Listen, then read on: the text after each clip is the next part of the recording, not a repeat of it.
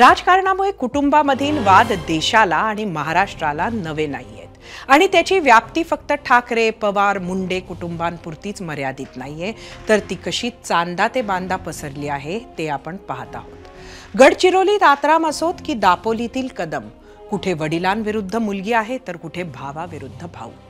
Blood is thicker than water म्हणजे कोणत्याही नात्यापेक्षा रक्ताचं नातं अधिक घट्ट, अधिक मजबूत असतं असं आपण ऐकत आलो आहोत। मात्र मानवी स्वभावाचा काही भरोसा देता येत नाही।